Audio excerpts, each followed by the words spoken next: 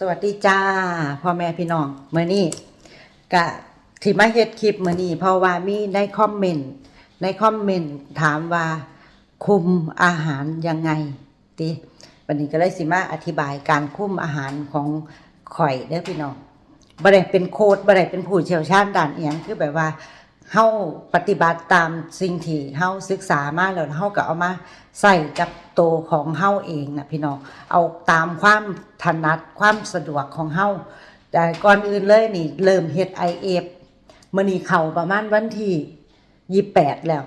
เฮ็ด IF มาได้28มื้อ IF ที่เฮ็ดนี่ก็คือ18/6คือกินเนี่ยมื้อนึงมันบ่เฮาแบ่งเวลาเป็น24ชั่วโมงมันบ่เฮาก็บ่กิน18ชั่วโมงช่วง6ชั่วโมงที่เฮามีเวลากินน่ะเฮาแบ่งเป็น2เวลา11 นาฬิกาหรือ5โมงเช้าแล้วก็เวลาสุดท้ายห้ามเกิน5โมงแลงจำง่ายๆเลย5โมงเช้าขาดสุดท้ายบ่เกิน5โมงแลง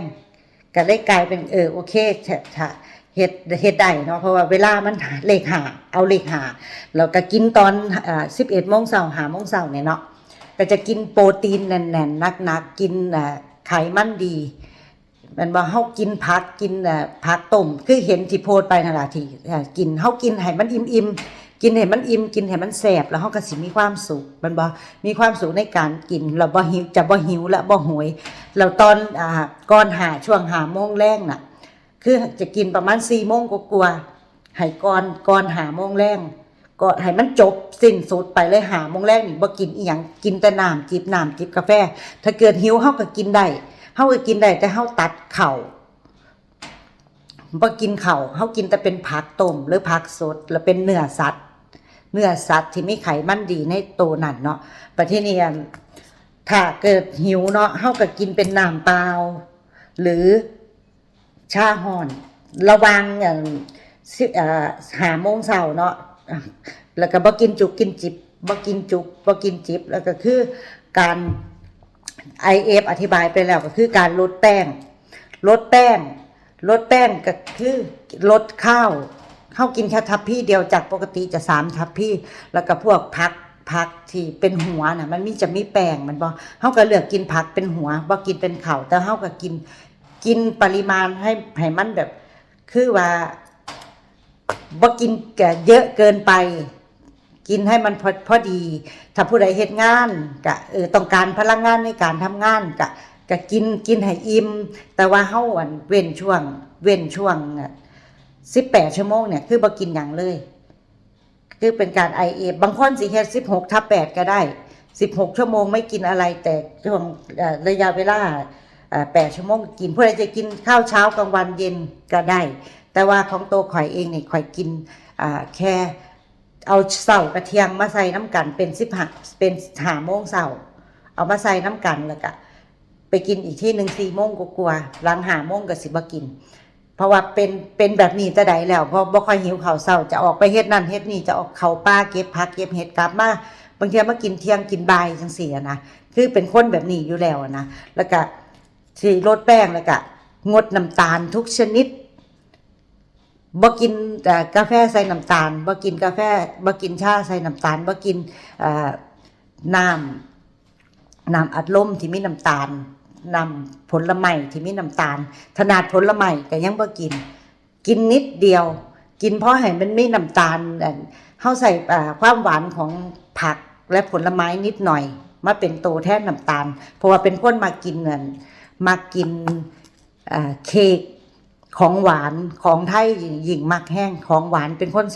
เป็นสาวหวานสายหวานชอบกินของหวานแต่ว่าก็ต้องลดเพราะว่ามันคือแบบมันบ่ได้แล้วมันจะกินต่อไม่ได้แล้วก็เดี๋ยวถ้าเกิดมันได้ตามเป้าหมายที่ต้องการจะลดเดี๋ยวก็จังสิกินเองแต่ว่าก็จะคิดแน่แล้วเพราะว่ากว่าจะลดลงมาได้ยากแสนเข็ญแล้วก็การกินโปรตีนธรรมชาติคือบ่กินอาหารเสริมเนาะจะบ่กินอาหารเสริมบ่กินยาลดน้ำหนักเอียงกาแฟที่ว่าเขาว่าดีๆเนี่ยก็บ่กินโปรตีนธรรมชาติดีกว่ากินเป็นไข่ต้ม ปลาแซลมอนหรือปลาทูน่าปลากับปลากระป๋องปลาซาร์ดีนก็ได้ปลาทูบ้านเฮาก็มีเฮาก็กินโปรตีนกินผลไม้ที่เป็นโปรตีนก็คืออะโวคาโดก็มีสารแล้วก็ถั่วเม็ดเปลือกแข็ง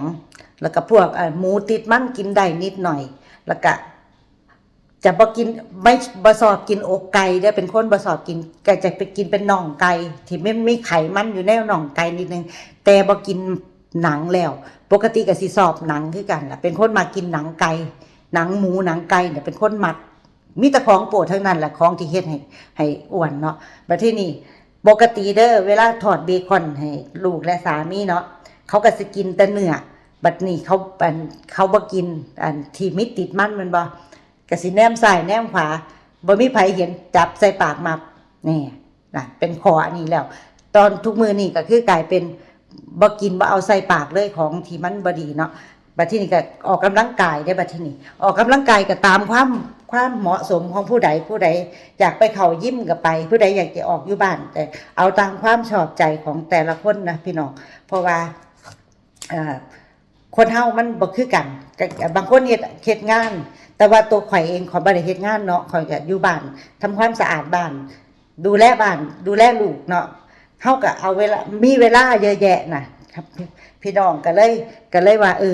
เวลาเยอะแยะดีกว่ามานั่งกินจุบๆจิบๆเอาเวลานั้นไปออกกำลังกายดีกว่าก็เลยกลายเป็นก็ลดมาได้ก็ลดได้พี่น้องลดได้ตอนนี้บ่ทันเข้าตาสั่งอยู่เพราะว่ารู้สึกว่าน้ำหนักข้อมูลในบ้านแดงอะเนาะพี่ยูน่ะก็ไปหาข้อมูลหามาแล้วเฮาเอามาปฏิบัติตามของเฮานี่ล่ะที่สิมาตอบคอมเมนต์ว่าคุมอาหารจังใดเนี่ยก็คุมแบบนี้ล่ะก็กินเฮาเลือกกินที่ว่าเฮาฮู้ว่าอันใดที่มันเฮ็ดให้เฮาอ้วนเฮาก็งดไปเฮาก็แค่งดบ่ไปกินของแบบนั้นแล้วนะพี่น้องก็แค่นี้ล่ะพี่น้องจบไปแล้วจ้ะบ๊ายบายมาเว้าแค่นี้ล่ะพี่น้องบ๊ายบายคลิปนี้แม่นิดก็ขอไปก่อนเด้อพี่น้องเบิ่งแล้วก็ขอให้กดไลค์กดแชร์กด Subscribe กดกระดิ่งติ๊งๆให้แม่นิดนำเด้อพี่น้องจ้ะจะได้บ่พลาดคลิปหน้าต่อไปเด้อเบิ่งแล้วก็ขอให้มีความสุขความเจริญจะเจ็บจะจนเด้อพี่น้องร่ำรวยตลอดปีและโชคดีตลอดไปจ้ะพบกันใหม่คลิปหน้าจ้ะสวัสดีจ้าบ๊ายบายมีความสุขกับการลดน้ำหนักกันนะคะหุ่นดีหุ่นสวยไปด้วยกัน